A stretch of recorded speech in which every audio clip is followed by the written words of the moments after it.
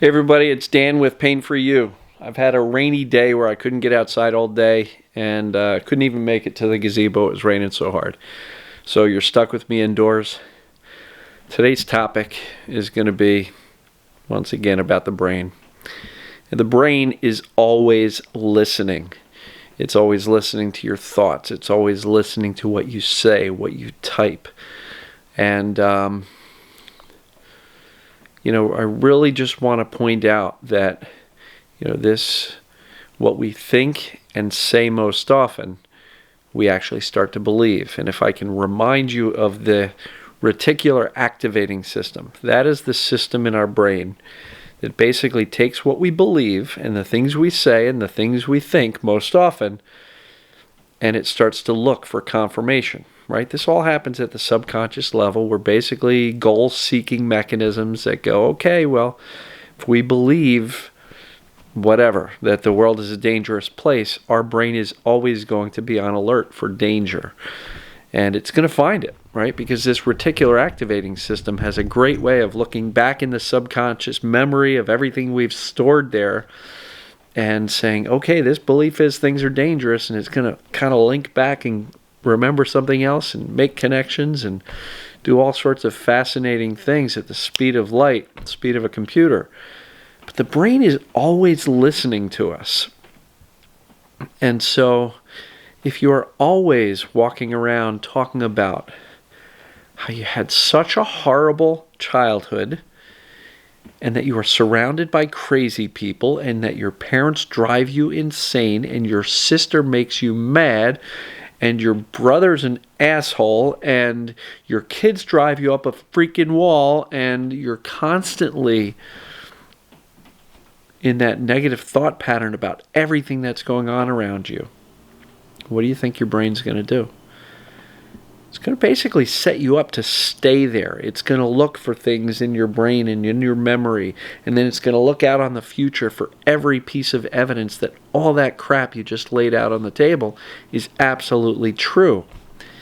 And how do you think you're going to do in getting away from this trauma-filled, emotional roller coaster life if in fact that's your dominant thought and speech process, right? I mean, just think about it. Now, last time you got together with family members or friends, was it a fun, reminiscent thing where you had a good time talking about the good old days? Or were you really just getting together, forgive the language, but to bitch? And this goes for both guys and ladies. Guys are just as prone to this, You ever meet somebody who's just like, hey, how was your day? Oh, it was awful. Work sucked and this and that and then traffic and I don't know if I can take it anymore. Have you met people like that? I know I have. And the brain is always listening to that.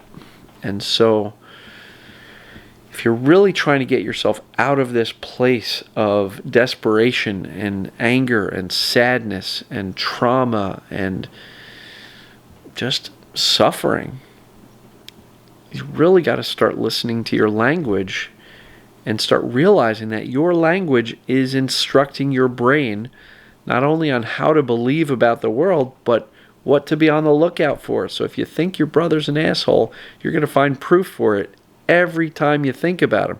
Every memory that comes up is going to be kind of focused on the asshole parts. You're not going to easily remember he's a good guy. He's just having a tough time. And I remember lots of good times with my brother.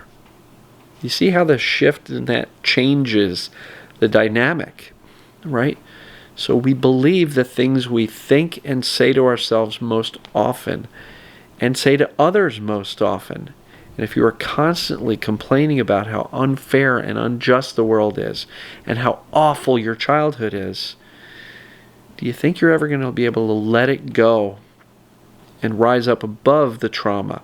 I'm not diminishing the trauma that any of us have experienced. Not at all. So please don't assume that that's what I'm doing. But what I'm suggesting is that the constant revisiting and talking about is keeping you in the trauma. It's in the trauma response. If you're trying to soothe down your nervous system to get out of fight or flight, how is speaking about and really just reminding yourself of all the trauma and how hard your life is because of that, how is any of that going to help you rise up above the trauma, move forward away from it, and leave it behind you? It is truly behind us. Every day is a new opportunity for us. And so, again, I am not minimizing some of the horrific things that many of you have experienced. Not at all. But what I'm suggesting is there's a path forward, and the path forward is not looking in the rearview mirror. The path forward is looking out the windshield and saying, where do I want to go? What do I want my life to be like? Who do I want to show up as? How do I want to show up in this world? That's the way forward to get away from this past trauma. And I'm not a trauma specialist, but this is just common sense. It's how the brain works, and what we focus on tends to grow and magnify. So if you're constantly focused on all of the bad shit in your life, what do you think is going to happen? Your brain's going to look for more and more and more of that and just confirm that, yeah, your life really does suck. Right? It's like if you ask yourself, why am I so stupid? You're literally instructing your brain to go find 50,000 reasons or examples of why you were so stupid. And that was stupid, and that was stupid, and that was stupid. Or how come I can't find somebody to love me? Or how come I can't run a successful business? Or how come I can't find a job? How come I can't lose weight? You're posing questions to your brain that it doesn't care what question you ask. It's going to go find the answer for it. And if you're posing these negative questions and always speaking about everything negative and bad that's happened to you, and then you wonder why it's so hard to escape that, it's because you are in the habit. It's not because it's fun for you. It's not because it's even comfortable for you, but it's familiar. Dr. Joe Dispenza uses that phrase a lot. You are familial. The negative emotions and the negative stories are familiar to you. And so what I will encourage you to do is to start, number one, becoming aware. And I talk about awareness a lot. It's one big part of the overarching framework that I'm developing here for helping people move forward. But awareness is key. If you're not aware of how negative you're actually speaking to yourself and to others, and how much you're looking in the rearview mirror at all the bad shit that's happened to you, and not debating whether it did or did not happen, not debating the impact of that, I am debating the value in continuing to look back at it, right? And I'm challenging you a little bit here in a very loving and kind way to say, how is looking back at all that trauma as a way of justifying why you are the way you are, how is that helping you? Yeah, maybe it's great to take 5 minutes and go, yeah, really had a screwed up past, and that's kind of why I'm in this place now with an agitated and hyper alert nervous system. But I don't think going back and revisiting that 42 more times is the answer to moving forward. I really think it's a matter of looking at the windshield in front of you and saying, where am I going to point this vehicle? And how am I going to get there? And who do I need to become to get where I want to get to? And look, a shift in the mindset. I mean, literally, instead of looking completely behind you, swirl 180 degrees and look ahead of you. And start to design in your mind and in your visualizations who you want to become, how you want to live, what you want to do, and what your life's going to look like moving forward. If you have a challenge of doing that without all of these symptoms or pains or whatever is currently challenging you, recognize that those things are current and they're temporary and will soon be in your rearview mirror. So, please, please, please, be careful what you are saying most often, because your brain is listening. It is always listening. and it's always making connections, and it's always looking for proof that what you say is accurate.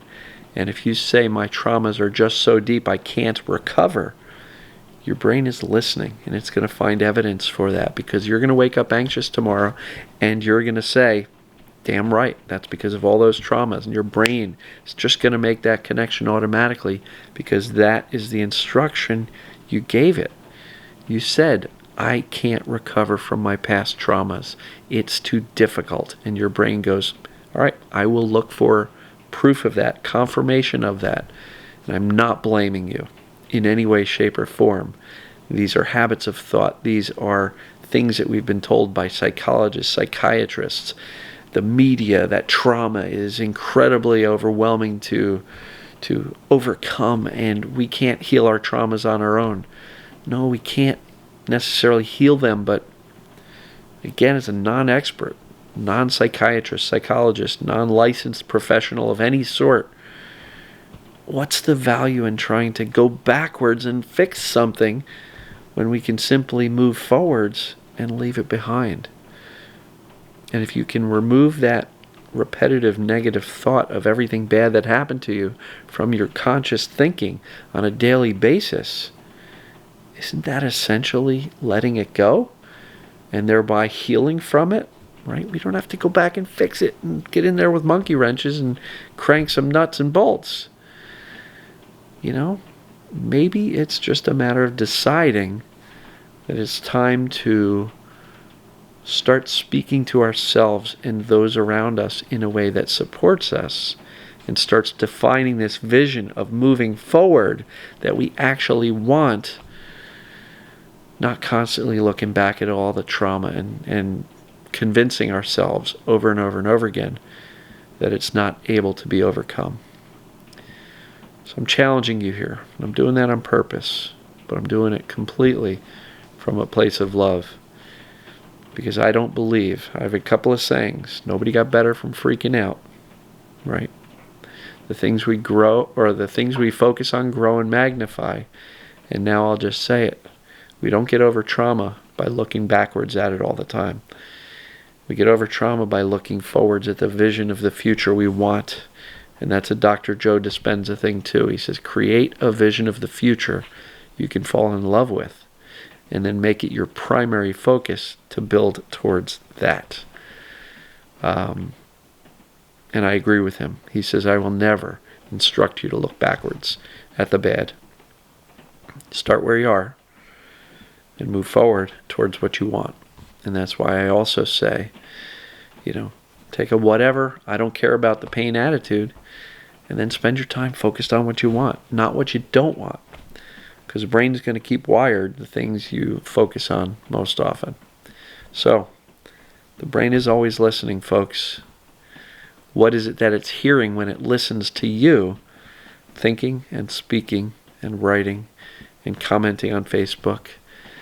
If you're constantly, even just explaining your story of your past trauma as a way of explaining and almost justifying why you're having such a hard time, the brain's still listening to that and is still going to find reasons why that is where you're comfortable and where you're going to stay, as opposed to really defining this vision of what you want and what you're gonna create moving forward. So I hope this makes sense to you. I hope nobody took offense, because there was clearly none intended. Brain's always listening, so be very careful what it hears when it speaks, when you speak and when you think. So, love you guys and gals, and we'll talk to you soon. Thanks.